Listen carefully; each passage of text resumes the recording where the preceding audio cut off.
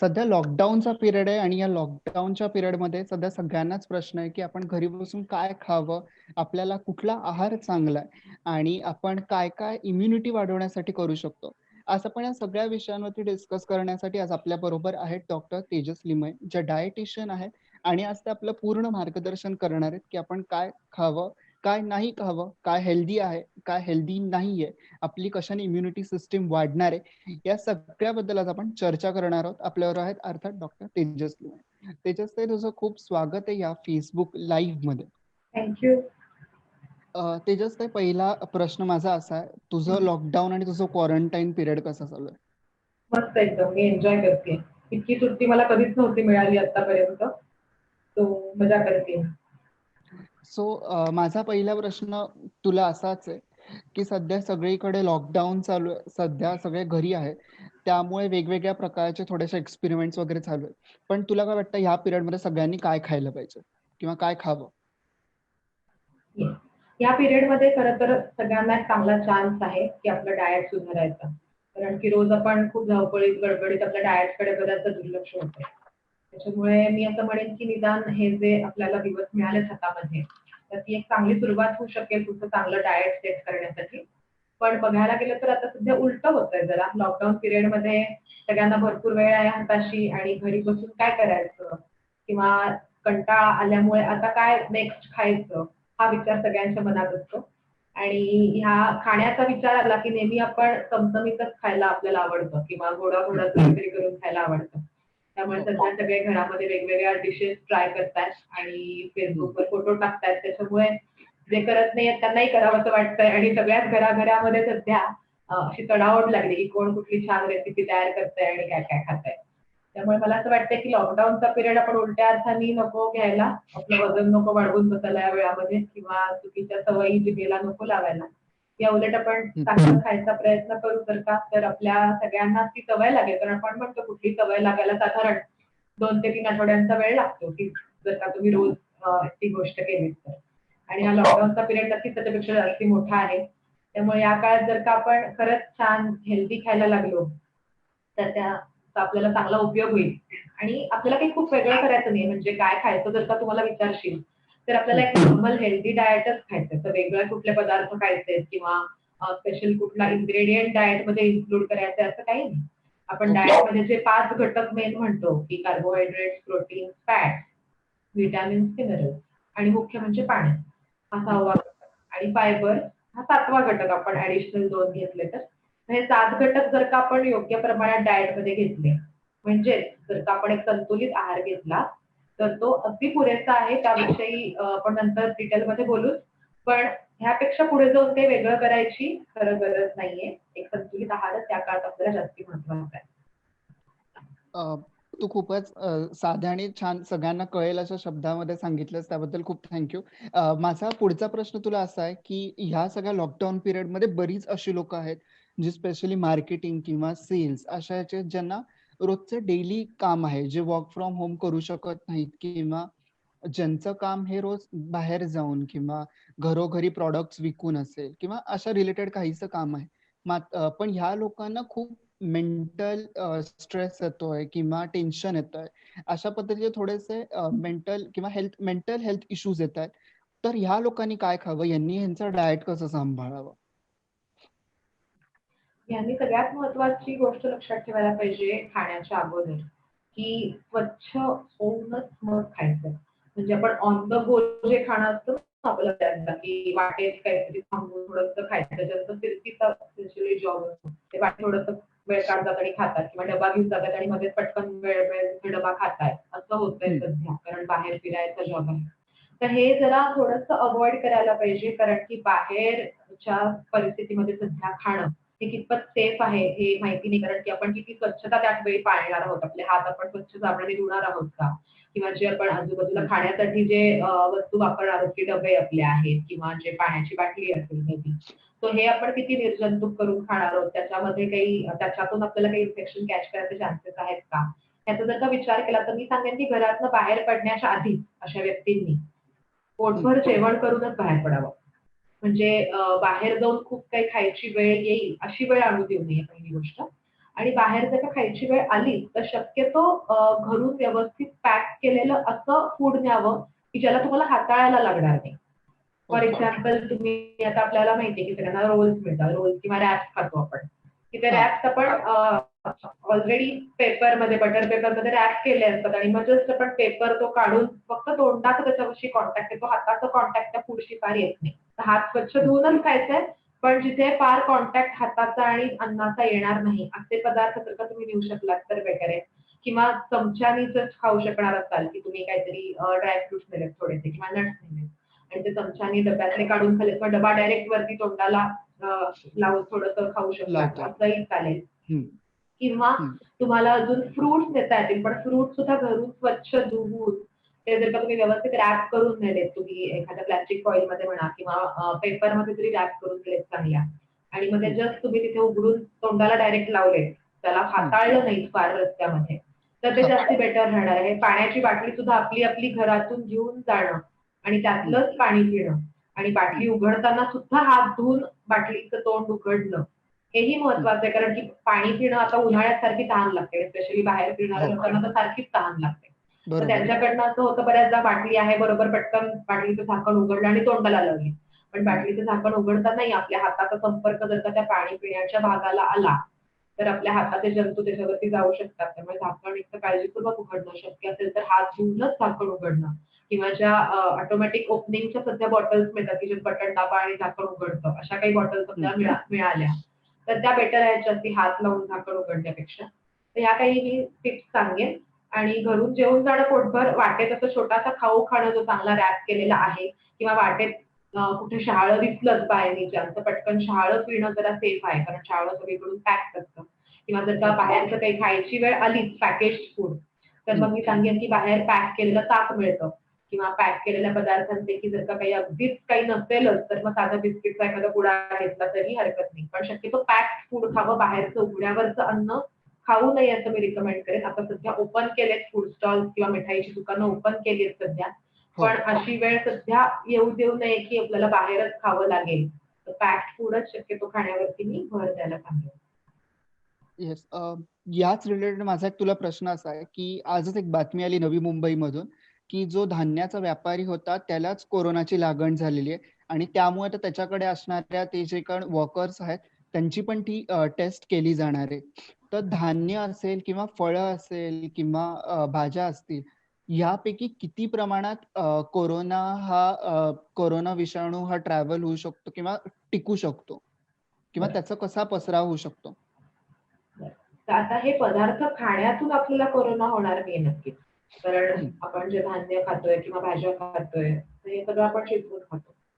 त्यामुळे अन्नातून असा कोरोना पसरणार नाहीये आणि बेसिकली कोरोना हा एक व्हायरस आहे. त्यामुळे बरोबर. त्याला जिवंत राहण्यासाठी एका होस्टची गरज असते, म्हणजे एका शरीराची गरज असते. मग ते हम्म. शरीर माणसाचं असेल किंवा प्राण्याचं असेल, अशा जिवंत शरीरातच तो राहू शकतो. त्यामुळे झाड पाल्यामधून किंवा भाज्यांमधून, फळांमधून तो पसरेल अशी कुठलीही आपल्याकडे सायंटिफिक सध्या इन्फॉर्मेशन नाहीये. पण हम्म. अन्नधान्यातून कोरोनाचा प्रसार कसा होऊ शकणार आहे, तर ते हँडल करताना जर हम्म. त्याच्यावरती कोरोनाचे विषाणू बसले, म्हणजे समजा कोरोना झालेल्या माणसाने शिंकताना, खोकताना हात तोंडाजवळ नेला आणि त्या हाताने ती फळं हम्म. हाताळली किंवा त्या हाताने ते अन्नधान्य हाताळलं किंवा त्या पिशव्या हाताळल्या अन्नधान्याच्या, तर त्या पिशव्यांवरती किंवा फळांवरती किंवा अन्नधान्यावरती मेबी किंवा दुधाच्या पिशव्यांवरती हे हम्म. कोरोनाचे व्हायरसेस असण्याची शक्यता आहे. मग अशा ओके. वेळेस आपल्याला ते सरफेस क्लिनिंग मेथडनी तो व्हायरस आपल्यापर्यंत पोहोचणार नाही याची काळजी घेता येते. म्हणजे सगळ्यात पहिल्यांदा जर का मी काही पॅकेज फूड आणलं असेल की दुधाची पिशवी आली घरामध्ये किंवा हम्म. पॅक केलेलं धान्य तुम्ही घेऊन आला घरामध्ये, तर हो. ते ताबडतोब त्याला एकतर फळं असतील किंवा दुधाच्या पिशव्या असतील त्याला धुणं स्वच्छ हम्म. गरम पाण्याने किंवा कोमट पाण्याने स्वच्छ धुणं त्याला पहिली गोष्ट. हम्म. आणि जर का धान्य असेल तर ते थोडंसं उन्हामध्ये ठेवणं पहिल्यांदा बाहेर किंवा त्याला ताबडतोब अगदी ओट्यापर्यंत न आणणं, जरा वेळ बाहेर हम्म. ठेवला आणि मग थोडा एक 6 ते 8 तास जरी उन्हामध्ये ते राहिलं चांगलं त्या पिशव्या, तर त्या उन्हातून मग हाताळणं किंवा मग ते व्यवस्थित डब्यामध्ये भरून हात स्वच्छ धुणं आणि मग व्यवस्थित शिजवून खाणं अन्न. हे ओके. त्याच्या बाहेरचं अन्न बनवताना बेसिकली हायजीन आणि सॅनिटेशनचा विचार जास्ती करायला लागतोय सध्या.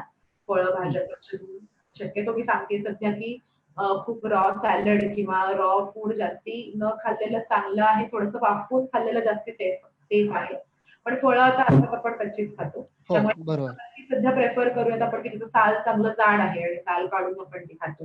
ही केळं आहे किंवा कलिंगड आहे किंवा संत्री आहेत की ह्याचं साल काढून मग आपण आतला भाग खातो. त्याच्यामुळे जरी सालावरती तो व्हायरस असेल तर आपण धुवून एकतर तो निघून जाईल आणि धुवून जरी निघून नाही गेला तरी तो सालाचा भाग आपल्या अन्नाच्या म्हणजे खाण्यापिण्याच्या संपर्कात येणार नाहीये डायजेस्टिव्ह सिस्टीमच्या.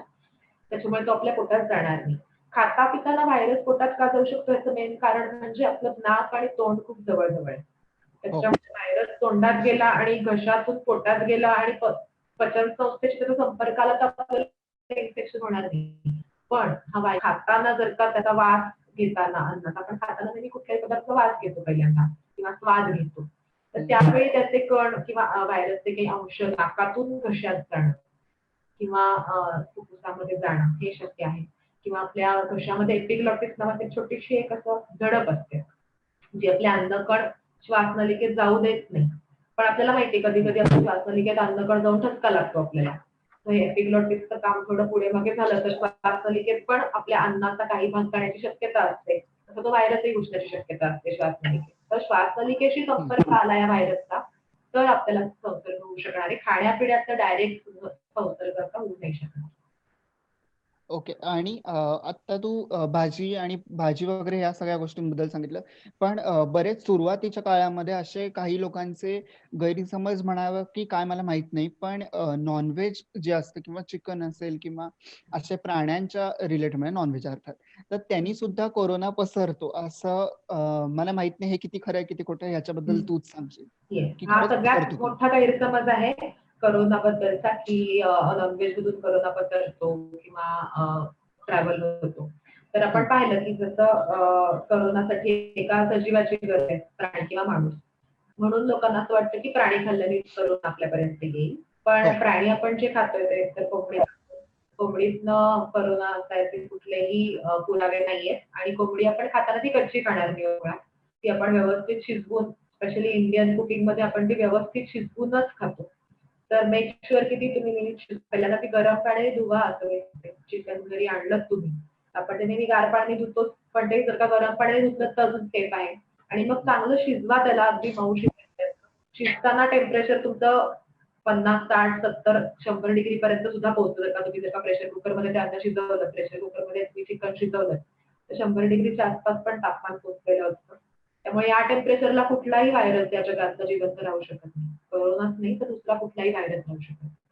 त्यामुळे नीट तुम्ही शिजवून खाल्लं अंड तुम्ही व्यवस्थित उकडून खाल्लं हार्ड बॉईल ज्याला आपण म्हणतो की जे घट्ट बलक आतलं नीट शिजणं कच्चा बलक न राहणं शिजवून खाल्लं आपण जे वन सिंगल साइडेड फ्राय करतो तसं न करता डबल साइडेड फ्राय म्हणजे दोन्ही साइडनी फ्राय करून खाणं अंड तव्यावरती हे त्यातल्या त्यात सेफ आहे की त्याने तुमचं करोना किंवा कुठलाही इतर व्हायरस तुमच्यापर्यंत पोहोचणार नाहीये नॉनव्हेज पदार्थांमधून. नक्कीच जे नॉनव्हेज खाणारे आहेत आणि ज्यांना असं वाटतंय की नॉनव्हेजमुळे कोरोना पसरू शकतो. मला नक्कीच असं वाटतं की ह्यामुळे या उत्तरामुळे तुमचं परत एकदा तुम्ही नॉनव्हेज खाल आणि कुठलेही असे माईच डोक्यामध्ये ठेवणार नाही. आणि त्याचबरोबर तुम्ही ज्या काही भाजीपाला आणताय, फळं आणताय ती नक्की नीट व्यवस्थित धुवून घ्या. माझा पुढचा प्रश्न तुला असा आहे तेजस आहे की बरेच दीर्घ आजार असणारी लोकं आहेत जसं डायबिटीज आहे, ब्लड प्रेशर आहे किंवा अशाच पद्धतीचे आजार असणारी लोकं आहेत. तर त्यांनी ह्या काळात काय काळजी घ्यावी आणि त्यांचा आहार कसा असावा? तर आता असं लक्षात आलंय की डायबिटीज किंवा ब्लड प्रेशर किंवा इतर काही किडनीचे आजार आहेत, लिव्हरचे आजार आहेत, असे जे दीर्घकालीन आजार ज्याला आपण क्रॉनिक डिसीज म्हणतो. तर असे आजार असणाऱ्यांना कोरोनाचा धोका जास्ती नाहीये. हा एक गैरसमज आहे खरं तर, की या लोकांना कोरोनाचा धोका किंवा संसर्ग होण्याचा धोका जास्ती आहे. असं खरं तर नाहीये. पण अशा लोकांना चुकून कोरोनाचा संसर्ग झाला, तर कोरोनाचे जे कॉम्प्लिकेशन्स होण्याची शक्यता आहे, की त्याचा न्यूमोनिया होण्याची शक्यता आहे किंवा डेथ होण्याची शक्यता आहे कोरोना केसेसमध्ये. ती या लोकांमध्ये जास्त आहे, की ज्यांच्यामध्ये ऑलरेडी काही कॉम्प्लिकेशन आहेत. त्यामुळे कोरोना होऊ नये म्हणून सगळ्यांनी तीच काळजी घ्यायची जी इतर लोकही घेतात ज्यांना डायबिटीज नाहीये. त्यामुळे डायबिटीज आहेत नाहीत अशाने सारखीच काळजी घ्यायची कोरोना होऊ नये म्हणून. पण कोरोना झाला तर आपल्याला पुढचा त्रास भोगायला लागू नये म्हणून डायबिटीज असलेल्या लोकांनी आत्तापासूनच त्यांची शुगर चांगली ठेवायची आणि ते इतर वेळी चांगलंच आहे.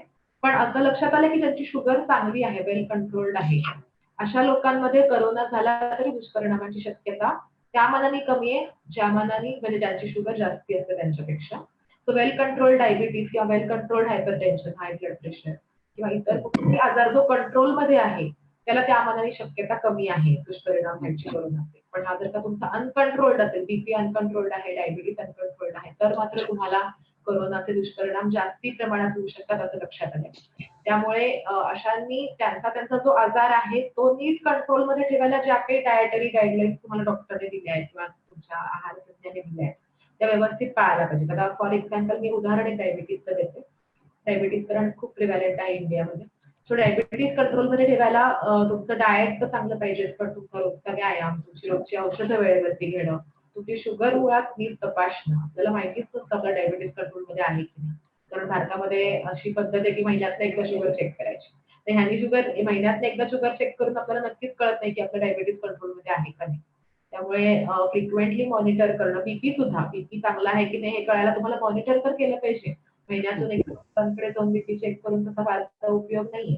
त्यामुळे जे आता घरी आहेत, घरी ज्यांच्या मीटर आहे, ग्लुकोमीटर आहे किंवा बीपी चेक करायचं मशीन आहे, त्यांनी आता यावेळी जास्ती प्रमाणात ते चेक करा आणि मेक शुअर की ते कंट्रोलमध्ये राहतंय चांगलं. आणि त्यासाठी तुम्ही जे काही प्रयत्न करणं गरजेचं आहे, आहाराचे बदल करणं गरजेचं आहे, ते जरूर करा. आणि करोना होऊ नये म्हणून जी इतर लोकांसाठी जी सुद्धा आवश्यक माहिती आहे किंवा गाईडलाईन्स आहेत त्या तुम्हालाही पाळायच्याच आहेत. एक अजून सांगेन फक्त याच्यात ॲडिशनल की अशा लोकांनी औषधं आणायला बाहेर जाणं किंवा भाजीपाला आणायला बाहेर जाणं हे शक्यतो टाळा. कारण औषधांच्या ठिकाणी फार्मसीमध्ये ऑलरेडी आजारी असलेले लोक येतात किंवा यायची शक्यता असते. तर तिथे जंतुसंसर्गाचा धोका जास्ती असतो. त्यामुळे तो टाळायचा असेल तर तुम्ही ऑनलाईन औषधं ऑर्डर करा किंवा भाजीपाला पण तुम्हाला जर कोणी आणून देऊ शकणार असेल, घरी कोणी तरुण व्यक्ती असतील ज्यांना कुठले आजार नाहीयेत, अशांमध्ये ते काम शक्यतो सोपा, ज्यांची प्रतिकारशक्ती जास्त चांगली आहे अशांना ते काम द्या. किंवा ऑनलाईन ऑर्डर करा सरळ, म्हणजे तुम्हाला बाहेर फार तुमचा कॉन्टॅक्ट येणार नाही आणि तुम्हाला करोनाचा रिस्क आपण थोडीशी अजून कमी करू शकतो.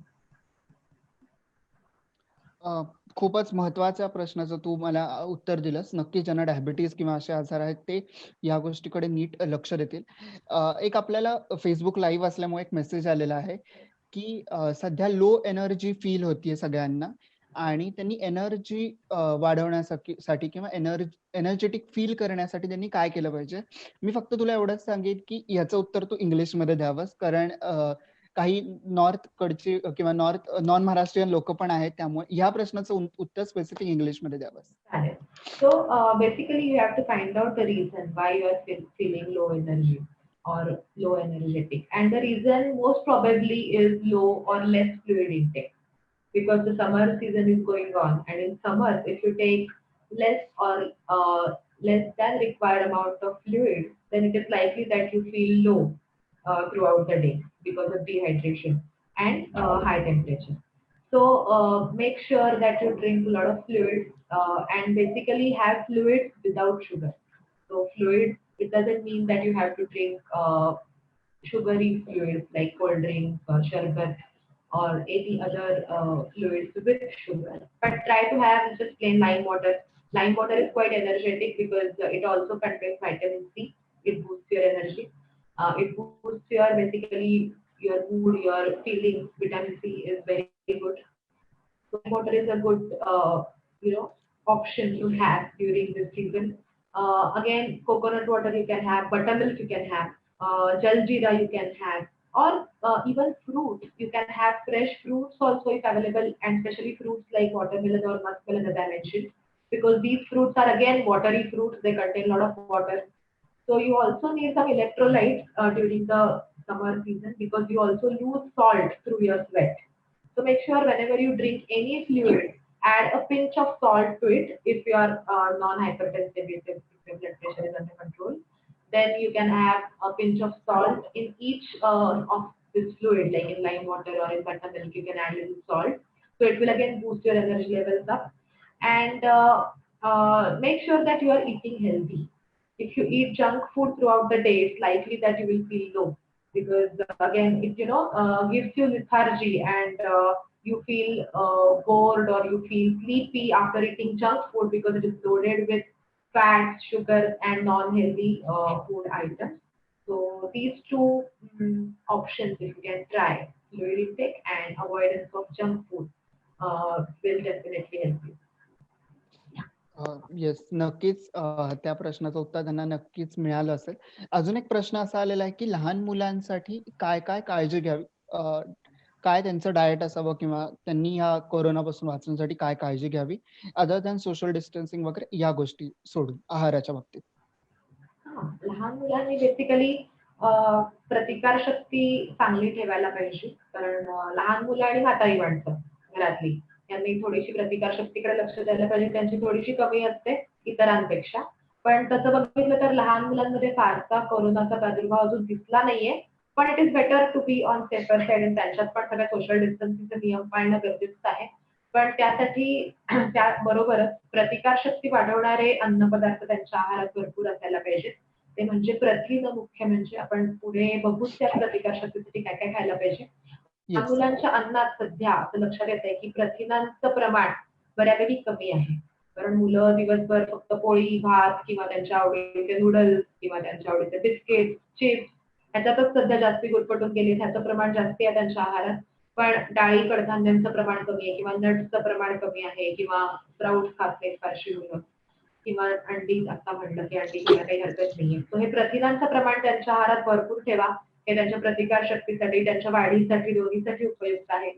प्लस मी सांगते की लहान मुलांना सुद्धा जी 2 किंवा 3 वर्षाच्या वरची मुलं आहेत, त्यांना दररोज एक सिट्रस फ्रूट खायला द्या. म्हणजे संत्रा आहे किंवा आवळा जर का घरी आता अवेलेबल असेल, आवळा नसेल तर च्यवनप्राश देऊ शकता किंवा आवळ्याचा मुरंबा असेल घरी केलेला तो देऊ शकता. तो आवळा, संत्री, लिंबू या वर्गातली फळं, आंबट फळं जे आपण म्हणतो, ती आहारात त्यांच्या जरूर ठेवा.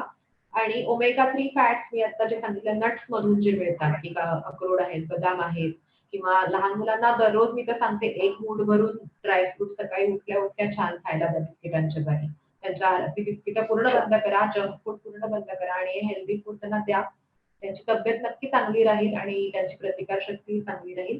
आणि अजून महत्वाचं की लहान मुलांना जर का आता शक्य असेल, तर आता खेळणं पडणं थोडं कमी झालंय बाहेर पडण्यामध्ये रिस्ट्रिक्शन असल्यामुळे, पण घरात जर का शक्य असेल त्यांना उन्हात बसवणं थोडा वेळ, तर त्यांना उन्हात जरूर बसवा सकाळी 1-9च्या सुमारास. आता खूप कडक ऊन पण नकोय आपल्याला आणि अगदी कोवळं ऊन पण काही कामाचं नाहीये.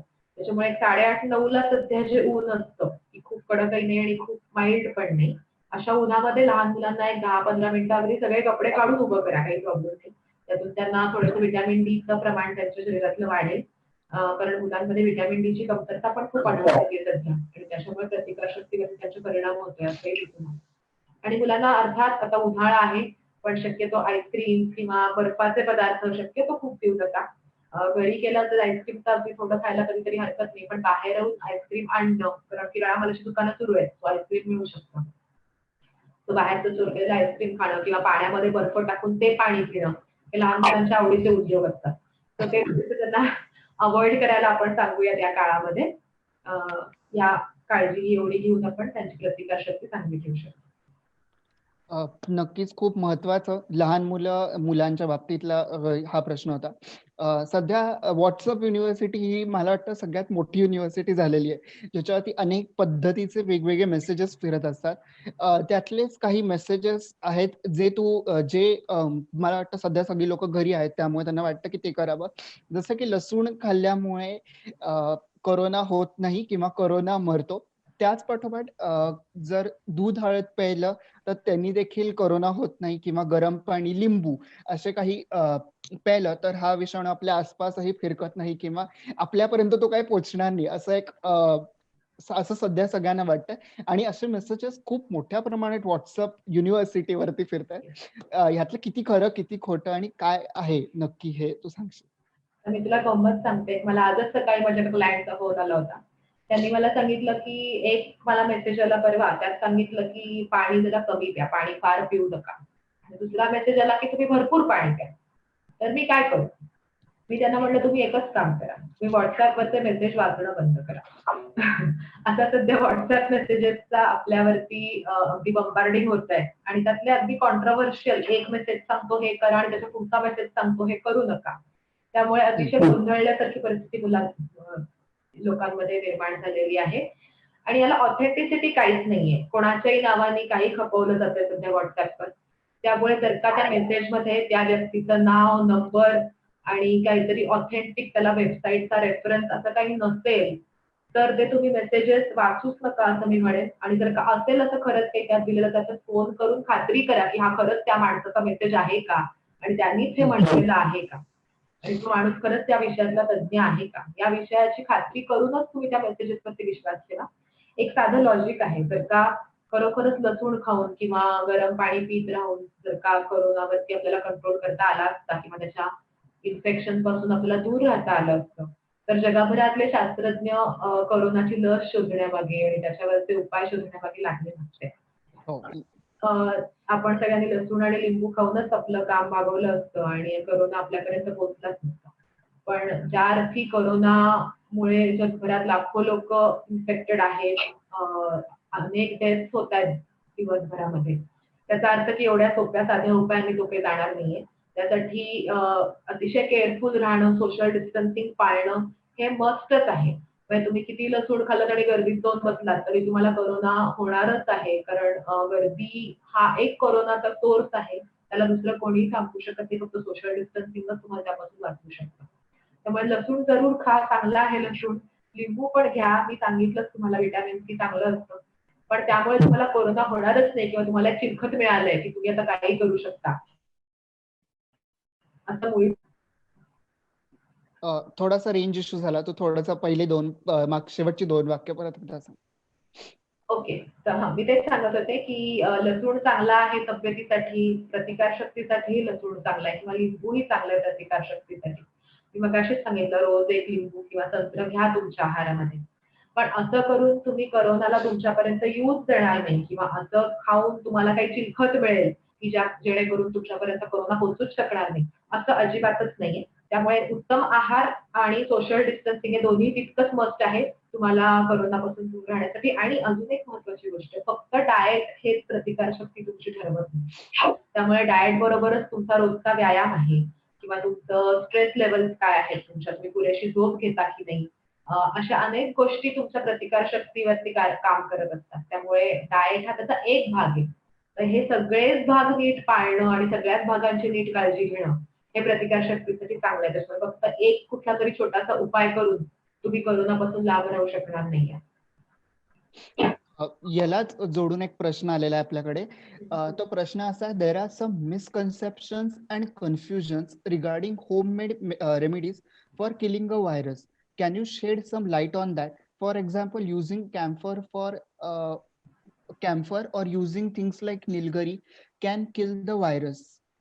तर मी हा मराठीत पण थोडा ट्रान्सलेट करतो की सध्या अशा खूप साऱ्या मिसकन्सेप्शन्स आहेत किंवा वेगवेगळे कन्फ्युजन आहेत लोकांमध्ये की घरच्या काही उपायांमुळे, आपल्या घरगुती ट्रॅडिशनल उपायांमुळे कोरोना सारखा व्हायरस जो आहे तो मरतो. जसं की तुम्ही घरात जर कापूर ठेवला किंवा तुम्ही रुमालात किंवा कपड्यांवरती निलगिरी लावली तर तुमच्या आसपास कोरोना पसरणार नाही किंवा तुम्हाला कोरोना सारखा संसर्ग होणार नाही. तर हे किती खरं आहे आणि ह्या मिसकन्सेप्शन्स वरती हा प्रश्न आहे. हे काही खरं नाही. प्रश्नातच तुमचं उत्तर आहे. मराठीतच देऊ हो उत्तर हो का चालेल. येस. इंग्रजीतलं हवंय नाही उत्तर? नाही, मराठीत दे, मराठीत दे. हा, तू काही विचारत होतास अजून? नाही नाही नाही, झालं झालं. ठीक आहे. तुमच्या प्रश्नातच आहे की ह्या मिसकन्सेप्शन वरती तुमचं काय म्हणणं आहे. म्हणजे ही मिसकन्सेप्शन आहे हे तुम्हालाही माहिती आहे सगळ्यांना, राईट? त्याच्यामुळे कापूर ठेवून निलगिरी तेल लावून आपल्याला बरं वाटतं, आपल्या नाकाला कशाला छान वाटतं, त्यामुळे करा ते. पण त्यामुळे कोरोना मरून वगैरे काही जात नाही. तुम्ही म्हणलं तसं की कोरोना एवढा सोपा नाहीये पटकन पळवून लावण्यासारखा. त्यामुळे कोरोना तुम्हाला माहितीये जर का झाला तर 14 दिवस तुम्हाला क्वारंटाईन होऊन राहावं लागतं. आणि मग त्याचं इन्फेक्शन जातं आणि त्याचा रिकरन्स व्हायची शक्यता आहे. असंही आता लक्षात येते की तुम्हाला एकदा कोरोनाचं इन्फेक्शन झालं, तुम्ही बरे झालात, तर असंही नाही की तुम्हाला त्याची इम्युनिटी आली, तुम्हाला परतही ते इन्फेक्शन होऊ शकतं. त्यामुळे कोरोना असा पटकन मरून जातो किंवा कापूर ठेवून किंवा निलगिरीचं तेल लावून तो पळून जातो, असं मुळीच काही नाहीये. तुम्हाला माहिती आहे हँड सॅनिटायझर सुद्धा वापरला तरी तुम्हाला तो तासाने परत वापरायला लागतो. त्याचाही इफेक्ट काही काळापुरताच राहतो आणि हँड सॅनिटायझर मध्ये तर स्ट्रॉंग अल्कोहोल असतं, जवळपास 60% अल्कोहोल त्याच्यामध्ये असणारा हँड सॅनिटायझर आपण म्हणतो की तो चांगला आहे तुमच्या हातावरचे सगळे व्हायरसेस नष्ट करायला. त्यामध्ये निलगिरीचं तेल आणि कापूर हे इतके स्ट्रॉंग नाहीये पहिली गोष्ट, आणि ते एकदा दिवसातनं घेऊन किंवा लावून तसं काहीच त्याच्यापासून प्रोटेक्शन तुम्हाला मिळणार नाही. आणि या बाबतीत काही सायंटिफिक इन्फॉर्मेशन पण नाही अवेलेबल, त्यामुळे कोरोना व्हायरस मरतो किंवा दूर राहतो असं काहीही नाहीये. नक्कीच. आणि आपल्याला याच संदर्भात तो सॅनिटायझर बद्दल सांगितलं, एक प्रश्न आलाय. सॅनिटायझर किती प्रमाणात यूज केलं पाहिजे?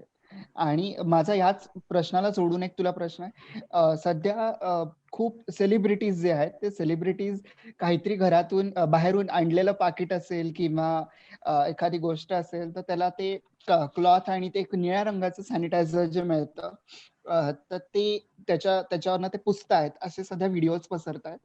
तर खरंच तो उपाय चांगला आहे का? आणि सामान्य माणसाने तो उपाय करावा का? आता एक महत्वाचं लक्षात ठेवण्यासारखं असं आहे की हे प्रूव्ह झालेलं आहे की हँड सॅनिटायझर पेक्षा हात साबणाने धुतलेले स्वच्छ जास्ती इफेक्टिव्ह आहे.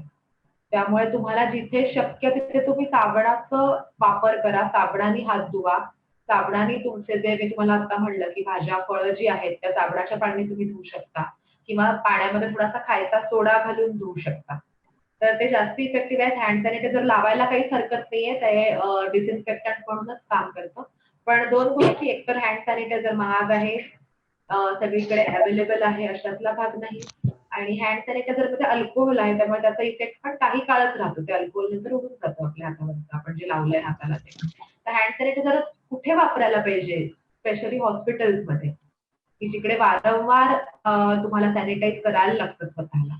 घरामध्ये तशी परिस्थिती नाहीये. घरामध्ये तुम्ही जर का घरातच राहत असाल, तर तुम्ही दर तासाला दर 1-1.5 तासांनी हात साबणाच्या पाण्याने धुवून पुरेच आहे. जे हॉस्पिटल्समध्ये काम करतात, अशांनी दर त्यांना 10 मिनिटाला, 15 मिनिटाला हात सॅनिटाईज करायला लागतात, कारण ते सतत पेशंटच्या संपर्कात येत असतात.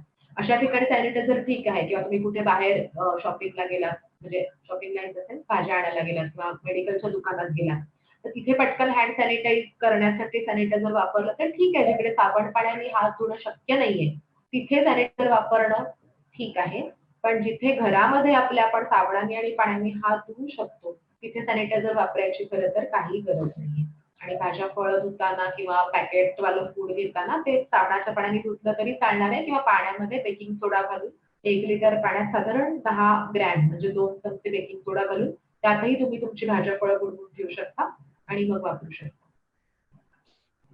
नक्कीच. तो ह्याच्यामध्ये अजून एक प्रश्न आपल्याला होता, की घरच्या घरी काही रेमेडीज आहेत का? त्याचा तो त्याच्यामध्येच मला उत्तर दिलं. त्यामुळे तो प्रश्न होता इथला इकडचा स्किप करतो.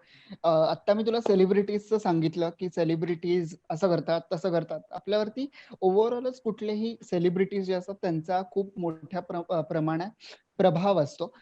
सध्या वेगवेगळे सेलिब्रिटीज कुठले कुठले वेगवेगळे डाएट करत असतात. ते आता घरी आहेत, त्यामुळे सई ताम्हणकर आज हे डाएट करते, सोनाली कुलकर्णी उद्या ते डाएट करते. त्यामुळे प्रत्येक यंग जनरेशन असेल किंवा कोणीही त्यांचा फॅन असेल, त्याला असं वाटतं की आपण पण तेच डाएट करावं. तर तू किती किती सांगशील, how it is relevant for a common man who is sitting right home now, की त्यांनी तेच डाएट करावं? तेच डाएट करायला तुम्हाला तेच सगळे इन्ग्रेडियंट्स मिळाले पाहिजेत. आणि ते इन्ग्रेडियंट्स तुम्हाला जवळपास नाही मिळाले तर तुम्ही लांब जाणार ते इन्ग्रेडियंट शोधायला, जास्ती लोकांच्या कॉन्टॅक्टमध्ये येणार. त्याच्यामुळे ते इन्ग्रेडियंट्स मिळवण्यासाठी जर तुम्हाला भटकायला लागत असेल तर प्लीज असं काही करू नका. आणि त्याच्यामुळे तुम्हाला करोनाचा धोका जास्ती वाढू शकतो, तुम्हाला त्याचा फायदा होण्यापेक्षा अशा डाएटचा. तर त्याचा घरच्या घरी करण्यासारखं सिंपल इन्ग्रेडियंट्सनी बनवलेलं असेल, सिंपल काहीतरी, तर तुम्ही करा ते जरूर. पण तुम्हाला मी एक गोष्ट नक्की सांगेन, की आपण सेलिब्रिटीजचं अनुकरण का करत असतो? कारण ते दिसायला छान असतात, कारण ते छान बोलतात किंवा एकदम स्टायलिश असतात, म्हणून आपल्याला ते आवडतात. पण एक लक्षात ठेवलं पाहिजे, की त्यांचं प्रोफेशनच ते आहे. त्यामुळे त्यांना हे सगळं करणं भाग आहे. आपल्याला त्यांच्यासारखं करायची सगळी गरज आहे का खरंच? हे आपण तपासून बघूया. त्यांच्यासारखं खाल्ल्याने पण त्यांच्यासारखे दिसणार आहोत का छान? किंवा त्यांच्यासारखे आपण स्टायलिश राहू शकणार आहोत का कायम? ह्याचा विचार करूयात. आणि थोडंसं मला वाटतं किती आपल्याला वरवर किती फुलायचंय वरच्या गोष्टींना, वरच्या सौंदर्याला किंवा त्यांच्या फॅन्सी काहीतरी गोष्टींना, हे आपण ठरवायला पाहिजे. जर का खरंच तुम्ही कमी कष्टात तोच अन्नपदार्थ घरी सोप्या पद्धतीने करू शकणार असाल, तर त्याची काहीही गरज नाही त्यांच्यासारखं सगळं करायची. फॉर एक्झाम्पल छोटंसं उदाहरण देते. सध्या सगळे सेलिब्रिटीज ऑलिव्ह ऑइल वापरतायत त्यांचं काय काय करताना, किंवा कुठेतरी काहीतरी ओट्स वापरतायत किंवा काहीतरी क्विनोआ वापरतायत. तर हे सगळं घरात तुमच्या असेलच असं नाही, तुम्ही खात असालच असं नाही. पण ते करतायत म्हणून जाऊन आपण हे कुठेतरी विकत आणणं महागडे पदार्थ आणि ते वापरणं ह्याची काही गरज नाही. किंवा त्याचा बेल पेपर्स वापरतायत, की लाल लाल रंगाच्या कॅप्सिकम, पिवळ्या रंगाच्या कॅप्सिकम, त्याला बेल पेपर म्हणतात. ते आपलं साधं ढोबळी मिरची सारखंच आहे, फक्त त्याचा रंग वेगळा आहे आणि ते जरा जास्त दिसायला चांगले असतात. तर काही गरज आहे, तुम्ही साधं तेल वापरा ऑलिव्ह ऑइलच्या ऐवजी, साधे कॅप्सिकम वापरा, ओट्सच्या जागी तुमचं साधं घरी लाया वापरा, ज्वारीच्या किंवा डाळीच्या किंवा राजगिऱ्याच्या, साधे पोहे वापरा आपल्या घरामध्ये, काही प्रॉब्लेम नाही. तर तुम्ही असं फॅन्सी हायफाय करायला गंमत म्हणून ठीक आहे कधीतरी, पण सारखंच तसं करायचं आणि विनाकारण खर्च जास्ती करायचा किंवा त्यासाठी पटकन फिरायचं, शोधत बसायचं, हे प्रकार करू नका. माझा एकच मिनिट. माझा याच्याच संदर्भात एक प्रश्न आहे. मी परवा थोडासा रिसर्च करत असताना असं मला कळालं की केलॉग्सचं जे म्युस्ली नावाचा प्रकार येतो, तर तो म्हणे हेल्दी असतो, तो तुम्हाला प्रतिकार शक्ती असेल किंवा एनर्जेटिक फील करण्यासाठी चांगला असतो. पण मी तुला माझा एक अनुभव सांगतो, it was not good for me. तर ती किती रेलिव्हंट आहे ते जे मी वाचलं होतं त्याच्या संदर्भात? आता हा रिसर्च तू कुठे वाचलास, म्हणजे केलॉग्सच्या वेबसाईटवर वाचलास का? नाही, it was a write up on Facebook, जो एक आपल्याला ऍडव्हर्टाईज रिलेटेड किंवा हा, म्हणजे न्यूज चॅनल. ऍडव्हर्टाईज जर का ती असेल तर ती अर्थातच काही त्याला बेसलेस असते, किंवा त्यांना जो हवा तोच त्यांनी एव्हिडन्स उचलला असतो, की त्याचे चांगले इफेक्ट फक्त बघितले असतात आणि वाईट इफेक्ट कडे दुर्लक्ष केलं असतं. म्हणजे कुठलंही पॅकेज फूड खाताना मी म्हणेन की एकतर ते पॅकेज फूड आहे तर त्याला पहिल्यांदा तुम्ही अवॉइड करा. त्याला जर का फ्रेश अल्टरनेटिव्ह शक्य असतील तुम्हाला घरी घेणं तर ते जरूर घ्या. जर का नसतीलच अवेलेबल ऑप्शन्स तुम्हाला, तर मग पॅकेज फूड मधल्यामध्ये तुम्ही कंपॅरिझन करा. त्यासाठी फूड लेबल वाचा. पॅकेज फूड वरती नेहमी लिहिलं असतं की काय काय ह्याच्यामध्ये आहे, याच्यात कुठले प्रिझर्वेटिव्ह वापरले, त्याच्यामध्ये किती शुगर आहे. तर त्या केलॉग्सचं जर का म्हणलात की तू काय म्युस्ली म्हणलास का केलॉग्स, म्युस्ली. आता त्याचे वेगवेगळे प्रकार आहेत, की काही व्हीट फ्लेक्स आहेत, कॉर्नफ्लेक्स आहेत. मग त्यातल्या त्यात जर का तुम्हाला काहीतरी खायचंच आहे पॅकेज, तर इन दॅट केस तुम्ही कम्पेअर करा 3 वेगवेगळ्या गोष्टी, की कॉर्नफ्लेक्स, व्हीट फ्लेक्स आणि म्युस्ली. मग त्यातल्या त्यात म्युस्लीमध्ये जरा वेगवेगळे ग्रेन्स आहेत किंवा त्यातले काही ऍडिशनल बदाम घालत असतील किंवा म्हणजे कंपॅरेटिव्हली बेटर आहे. पण आपण मराठीत एक म्हण आहे छान, दगडापेक्षा वीट मऊ, तसा प्रकार आहे. त्यामुळे पॅकेज फूडला मी म्हणेन की फ्रेश फूड ह्याच चांगला अल्टरनेटिव्ह आहे. आणि तुम्ही असं काहीतरी हायफाय खाण्यापेक्षा मी सरळ नेहमी तेच सांगते, की दूध पोहे जरी खाल्ले किंवा राजगिऱ्याच्या लाह्या त्याच्यामध्ये दूध घालून जरी खाल्ले तरी तुम्हाला केलॉग सारखाच इफेक्ट मिळणार आहे. त्याच्यात तुम्हाला काही वेगळी स्पेशल कुठली न्यूट्रिएंट त्यात मिळणार नाही. त्यामुळे त्यात पण 4 बदाम घाला तर तुम्हाला केलॉग खाल्ल्यासारखं वाटेल. आपल्याला इकडे एक प्रश्न आलेला आहे, थोडासा वेगळा प्रश्न आहे, की सिनियर सिटीजनचं सध्या डाएट काय पाहिजे, कारण त्यांचा पुरेसा असा व्यायाम होत नाही. एक्झॅक्टली, चांगला प्रश्न आहे हा. आणि सिनियर सिटीजन्सना आपण म्हणतो की त्यांना जरा थोडा धोका जास्ती आहे, कोरोना इन्फेक्शन कॅच करण्याचा असेल किंवा त्याच्या कॉम्प्लिकेशनचा असेल. आणि सिनियर सिटीजन्सचा अजून एक प्रॉब्लेम असतो, म्हणजे व्यायाम तर त्यांचा पुरेसा होत नाही, पहिली गोष्ट. दुसरी गोष्ट, त्यांचं खाण्यामध्ये पण थोडे रिस्ट्रिक्शन कधी कधी येतात, कारण काहींचे दात नसतात किंवा काहींना काही पदार्थ पचत नाही. त्यामुळे थोडं सिनियर सिटीजन्सचा खाण्यापिण्यामध्ये रिस्ट्रिक्शन काही असू शकतात.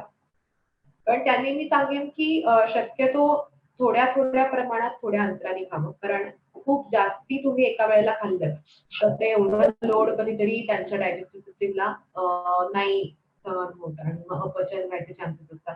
त्यामुळे थोड्या थोड्या वेळाने खा. आणि जर का त्यांना फळं फ्रेश खाणं शक्य नसेल, समजा आता चावतच नसेल, तर मग इन दॅट केस फळांचा ज्यूस त्यांनी घेतलेला चालणार आहे. जर का डायबिटीस नसेल तर, आता डायबिटीस असेल तर पण ज्यूस सांगत नाही फळांचा. पण डायबिटीस नसेल जर का, तर फळांचा ज्यूस न गाळता आणि साखर न घालता घेऊन चालेल. त्याबरोबरच त्यांना जर का सॅलड खाणं किंवा कमी म्हणते सध्या अवॉइड करू, सॅलड खाणं त्यांना शक्य नसेल दातांमुळे, तर थोडंसं वाफवून जर का त्यांनी भाज्या किंवा सॅलड खाल्लं किंवा कोशिंबिरी त्याच्या थोड्याशा वाफवून आणि किसून चांगल्या केल्या, किंवा सगळ्यात छान आत्ताचा ऑप्शन म्हणजे सूप पिणं भाज्यांचं, की जेणेकरून भाज्या छान पोटात जातील. आणि सिनियर सिटीजन्सना सूप प्यायला काहीच प्रॉब्लेम नसतो, त्याला चावायला लागत नाही आणि गरम असल्यामुळे जरा कशालाही बरं वाटतं. तो असे सगळे उपाय ते करू शकतात. आणि सॉफ्ट डाएट बेसिकली घ्यावं, पचायला सोपं असतं. एक अजून गैरसमज असा आहे की दही ताक घ्यावं का नाही?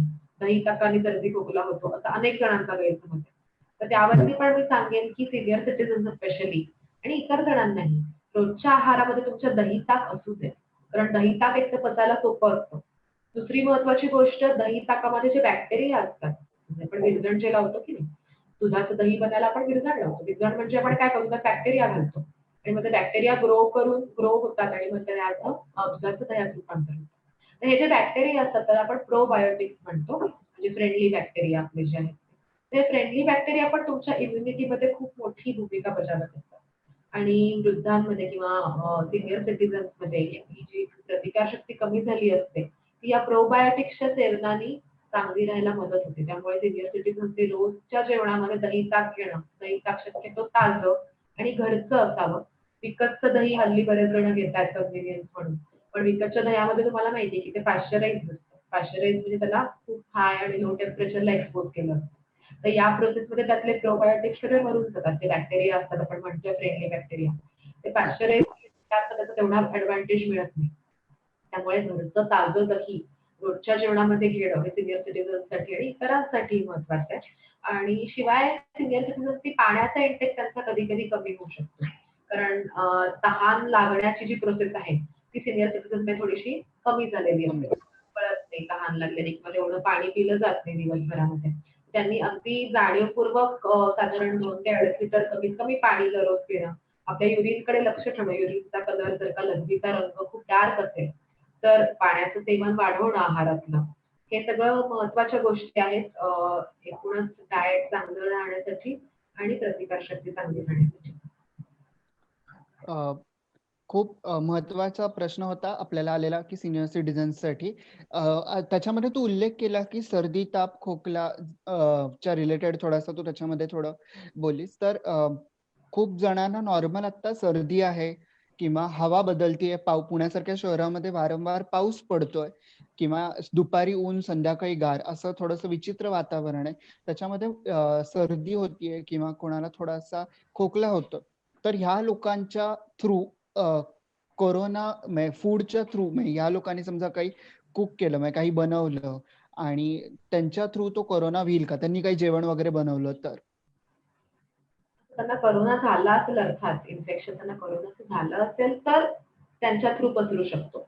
जर त्यांना साधा सर्दी खोकला असेल, तर त्यांच्यापासून कोरोनाचा पसरायचा काही संबंध नाही. पण आपल्याला जर का माहितीच नाही की त्यांना झालेला खोकला हा साधा आहे की कोरोनाचा आहे, तर बेटर वे की थोडंसं त्यांनी लांब राहणं, स्वतःला थोडंसं आयसोलेशनमध्ये ठेवणं किंवा दिवसभर घरी असताना सुद्धा व्यवस्थित मास्क घालून राहणं दिवसभर घरामध्ये आणि हात जास्ती फ्रिक्वेंटली स्वच्छ धुणं किंवा स्वयंपाक करताना जर का करायचं असेल स्वयंपाक करताना देखील मास्क लावून स्वयंपाक करणं आणि हाताची स्वच्छता वारंवार ठेवणं. म्हणजे स्वयंपाक करताना मध्ये नाकाला, तोंडाला, डोळ्याला हात न लावणं हेही तितकंच महत्वाचं आहे आणि शिजवलेलंच अन्न खाणं इन दिस केस आणि लवकरात लवकर तपासणी करून घेणं बेसिकली. तपासणी म्हणण्यापेक्षा डॉक्टरांचा सल्ला घेणं. जर का साधा खोकला आहे, तर म्हणजे घरच्या घरी साध्या उपायाने जर का तो बरा होत नसेल, 2-3 दिवसामध्ये कमी होत नसेल, तर डॉक्टरांना दाखवून घेणं महत्वाचं आहे. आणि खोकल्याबरोबरच जर का ताप असेल, जर का श्वास घ्यायला त्रास होत असेल, हे पण सिम्प्टम्स असतील, तर मग ताबडतोब डॉक्टरांकडे जाणं आणि खात्री करून घेणं. आता कोरोनाच्या टेस्ट बऱ्यापैकी अवेलेबल झालेल्या आहेत. त्यामुळे उगीच काळजी करत बसण्यापेक्षा अशा वेळेला ताबडतोब चेक करून कन्फर्म करून घेणं, डॉक्टरांचा सल्ला घेणं पहिल्यांदा की टेस्ट करणं गरजेचं आहे का? ते म्हटलेलं टेस्ट ताबडतोब करून घेणं, हे न लपवणं डॉक्टरांपासून किंवा फॅमिली मेंबर्सनी सुद्धा याला पाठीशी न घालणं, की ठीक आहे थोडाच खोकला झालाय, काही नाही होत, काहीतरी झालं असेल किंवा रात्री दही खाल्लं म्हणून आता खोकला झाला असेल, लिंबू खाल्लं काल म्हणून खोकला झाला असेल. असे बरेच लोक खूप एक्सक्युजेस देत असतात खोकल्याला त्यांच्या किंवा ठसकाच लागलाय मला खोकला आलाच नाहीये असं म्हणणं. असं न करता थोडंसं याच्याकडे सिरियसली लक्ष देणं आणि 2-3 दिवसात साधा खोकला कमी नाही झाला, तर डॉक्टरांकडे जाणं, दाखवून घेणं, गरज पडल्यास चेक करणं, हे खूप महत्वाचं आहे आणि शक्यतो अशा वेळेला स्वयंपाक न करणं किंवा लोकांच्या संपर्कात जास्ती न येणं, स्वतःला थोडंसं आयसोलेट करून ठेवणं, हे सध्याच्या सिच्युएशनमध्ये रिकमेंडेड आहे. अ, माझा आता शेवटचा आणि खूप महत्त्वाचा प्रश्न तुला असा आहे, की अ, ह्या कोरोनाच्या कोरोना आपल्याला होऊ नये किंवा आपली प्रतिकारशक्ती वाढवण्यासाठी आपण आपल्या आहारात काय-काय इन्क्लूड केलं पाहिजे आणि आपण काय-काय खाल्लं पाहिजे आणि कुठल्या अशा स्पेसिफिक गोष्टी आहेत ज्याने आपली इम्युनिटी सिस्टम चांगली होणार आहे आणि या कोरोनासारख्या किंवा कुठल्याही ओव्हरऑल आजारापासून आपण दूर राहू. तर मी मगाशी पण बोलताना बोलले, आपण थोडंसं समराईज करू सगळं. की हां. प्रतिकारशक्ती ही फक्त आपल्या डाएटवरती अवलंबून असते पहिली गोष्ट. डाएट हा खूप महत्वाचा भाग आहे प्रतिकारशक्तीमध्ये. पण डाएट बरोबरच तुमचा रोजचा व्यायाम, स्ट्रेस लेव्हल तुमची खूप न वाढणं किंवा एका ठराविक लिमिटमध्ये तुमचं ताणतणाव तुम्ही त्याला काबूत ठेवणं, पुरेशी झोप घेणं, या सगळ्या गोष्टी तुमच्या प्रतिकारशक्तीमध्ये महत्वाची भूमिका बजावतात. त्यामुळे फक्त डाएटवरती फोकस करून या इतर गोष्टींकडे दुर्लक्ष करणं हे टाळणार नाही आपल्याला. डाएटमध्ये बोलायचं झालं तर तुम्हाला मी मगाशी म्हणलं एक 4-5 घटक महत्वाचे असतात डाएटमधले प्रतिकारशक्तीच्या दृष्टीने. एकूणच तुमचं ओव्हरऑल बॅलन्स डाएट हे सगळ्यात महत्वाचं आहे. पण त्यातल्या त्यात तुम्ही विचारलं तर त्यातले 4-5 घटक असे मी सांगेन की जे प्रतिकारशक्तीसाठी चांगले आहेत किंवा महत्वाचे आहेत. त्यातलं पहिलं आपण बोललो मगाशी प्रोटीन. आणि एकूणच आपल्या इंडियन डाएटमध्ये प्रोटीनचं प्रमाण पण कमी घेतो. त्यामुळे मी असं म्हणलं तसं हा एक चांगला चान्स आहे आपल्याकडे आपलं डाएट सुधारायचा, त्या निमित्ताने प्रोटीनचा इंटेक वाढवायचा. आणि प्रोटीनचा इंटेक तुम्हाला प्रोटीन कशातनं मिळणार आहे? तर जर तुम्ही व्हेजिटेरियन असाल तर सगळ्या डाळी, कडधान्य, दुधाचे पदार्थ, नट्स आहेत म्हणजे शेंगदाणे, फुटाणे किंवा बदाम, काजू, अक्रोड हे सगळे नट्स तुमच्यासाठी महत्वाचे आहेत. आणि दुधाचे पदार्थ मी जेव्हा म्हणलं तेव्हा त्याच्यात दही आलं, पनीर आलं, चीज आलं. या सगळ्या पदार्थांमधून तुम्हाला प्रोटीन मिळू शकणार आहे. सोयाबीनचे काही पदार्थ आहेत. हल्ली टोफू मिळतं, सोयाचं पनीर मिळतं. हे पदार्थ तुम्ही आहारात तुमच्या नक्की घेऊ शकता कारण त्या मानाने व्हेजिटेरियनचा प्रोटीन इंटेक अजून कमी असतो. नॉन व्हेजिटेरियन लोकांना हे सगळे पदार्थ खाता येतातच. On the top of it ते अंडी, चिकन, मासे हे पदार्थही खाऊ शकतात आणि या काळातही ते नक्कीच खाऊ शकतात. त्यामुळे तुम्ही आता मला वाटतं चिकनची जाहिरात हल्ली पेपरला येते की आम्ही फक्त तुमची प्रतिकारशक्ती वाढवतो म्हणून. अशी जाहिरात मी एका पेपरला बघितली. तर म्हणजे प्रथिनांचा रोल प्रतिकारशक्तीमध्ये आहे.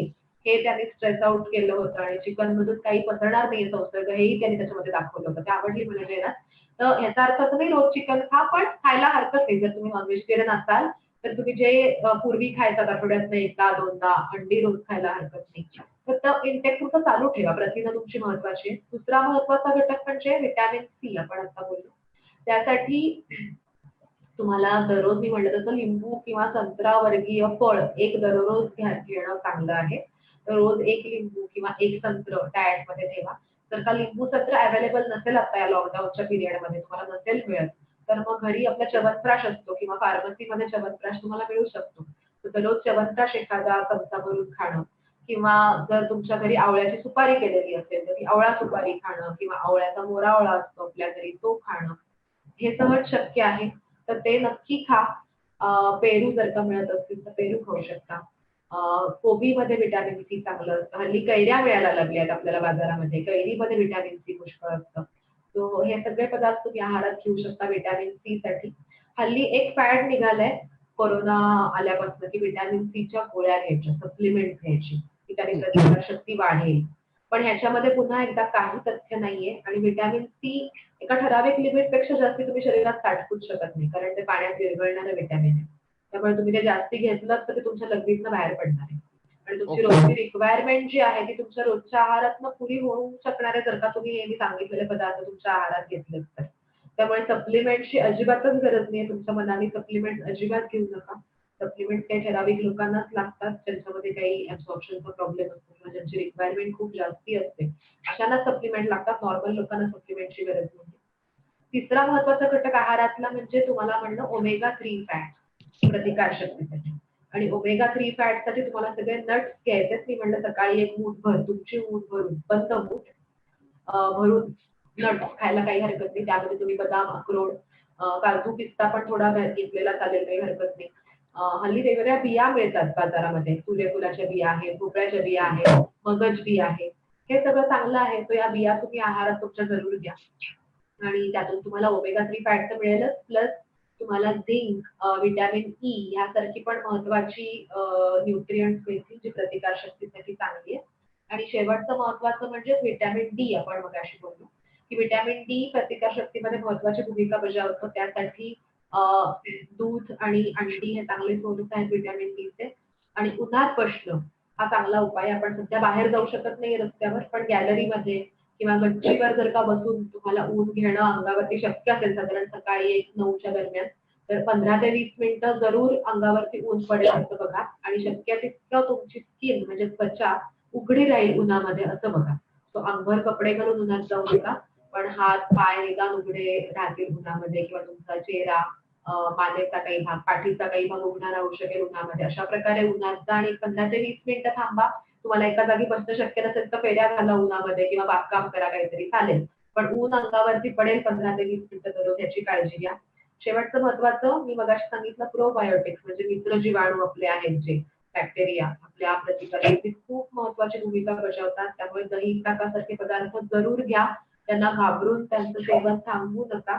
आणि पाण्याचा आणि फ्लुइड्सचा इंटेक आहारामध्ये पुष्कळ ठेवा. गरम पाण्याने काही करोना मरणार नाहीये, पण जर का तुम्हाला गरम पाणी प्यायला आवडत असेल, त्यामुळे तुमचं पाण्याचा इंटेक वाढणार असेल, किंवा तुमचा घसा ऑलरेडी दुखत असेल, खोकला थोडासा झाला असेल, तर गरम पाणी घशाला बरं म्हणून प्या. कोरोना मरणार आहे म्हणून त्याच्यात काही तथ्य नाहीये. काढा सध्या लोक पितायत बरेच जण, म्हणजे तुळस, पुदिना घालून, लवंग घालून, दालचिनी घालून. तो हे सगळे घटक चांगले आहेत, त्याच्यामुळे कोरोना मरणार तर नाहीये. पण साध्या पाण्यापेक्षा जर का तुम्हाला ते प्यायला आवडत असेल आणि चहाला ऑप्शन म्हणून जर का तुम्ही ते घेणार असाल, तर चहापेक्षा ते नक्कीच चांगलं आहे सकाळी उठल्या उठल्या घ्यायला. अशा पदार्थांचा आहारात जरूर समावेश करा. खूपच छान माहिती मिळालेली आपल्या सगळ्याच प्रेक्षकांना या फेसबुक लाईव्ह मध्ये डॉक्टर तेजस्विनी तुमच्याकडून. आणि खूप खूप धन्यवाद. तुम्ही आज कोरोना सारख्या गंभीर विषयामध्ये आपलं डाएट कसं असावं, काय खावं आणि कसं हेल्दी राहायचंय, कसं फिट राहायचंय, या महत्वाच्या सगळ्या गोष्टी तुम्ही आमच्यापर्यंत आणि आमच्या सर्व प्रेक्षकांपर्यंत पोहोचवलात. याबद्दल तुमचे खूप खूप आभार. थँक्यू मानस, छान वाटलं गप्पा मारून. तुमचे प्रश्न पण सगळ्यांचे छान होते. तो तुम्हाला बरीच माहिती त्या माध्यमातून मिळाली असेल अशी मला आशा आहे. आणि अजूनही तुमचे काही प्रश्न असतील तर मानसकडे जरूर पाठवा. नंतरही त्यांची उत्तरं द्यायला मला आवडेल. मे बी मेसेज करून किंवा फोनवरती सुद्धा विचारता येतील. So you are always welcome. काही अजून शंका असतील तर जरूर विचारा. आणि तुम्हाला जर काही शंका असतील डाएट रिलेटेड किंवा आहारा रिलेटेड, तर तुम्ही या व्हिडिओच्या खालती जो कमेंट बॉक्स आहे, त्या कमेंट बॉक्समध्ये तुम्ही तुमचे प्रश्न तुम्ही टाकू शकता. ते डायरेक्ट डॉक्टर तेजस्विनी यांच्यापर्यंत ते पोहोचणार आहेत. परत एकदा तुमचे खूप खूप आभार. सगळ्या व्ह्युअर्सचे पण खूप सारे आभार की त्यांनी आज पूर्ण 1 तास आमच्याशी आमच्या या सगळ्या गप्पा ऐकल्या आणि त्यांचा देखील खूप छान सहभाग याच्यामध्ये मिळाला. या व्हिडिओच्या शेवटी फक्त मी एवढंच सांगेन की येत्या रविवारी 7 वाजता अजून एक लाईव्ह सेशन होणार आहे, जे लाईव्ह सेशन स्पेशली स्टुडंट्ससाठी असणार आहे, जे 10वीत गेलेत किंवा जे 10वी मध्ये आता आहेत. तर जॉग्राफीचा पेपर सारखा एक मोठा पेपर जो होता, तो पेपर कॅन्सल झालेला आहे आणि त्याचे मार्क जे आहेत ते काय पद्धतीने दिले जाणार आहेत. 10वीच्या मुलांना आता कुठले कुठले चॅलेंजेस फेस करायला लागणार आहेत, 10वीतल्या मुलांचं आता पुढचं भविष्य कसं असणार आहे, या सगळ्यावरती आपण येत्या रविवारी चर्चा करणार आहोत. एक मोठं पॅनल डिस्कशन असणार आहे. त्यामुळे तुम्ही देखील तुमच्या 10वीत जे कोण असेल त्यांना नक्की सांगा आणि या डिस्कशनचा भाग व्हा. आपण रविवारी भेटणार आहोत 7 वाजता. आजच्या व्हिडिओमध्ये मी इथेच थांबतोय. तुम्ही कुठेही जाऊ नका. तुम्ही तुमच्या घरी राहा. Stay home, stay fit, stay safe. Thank you.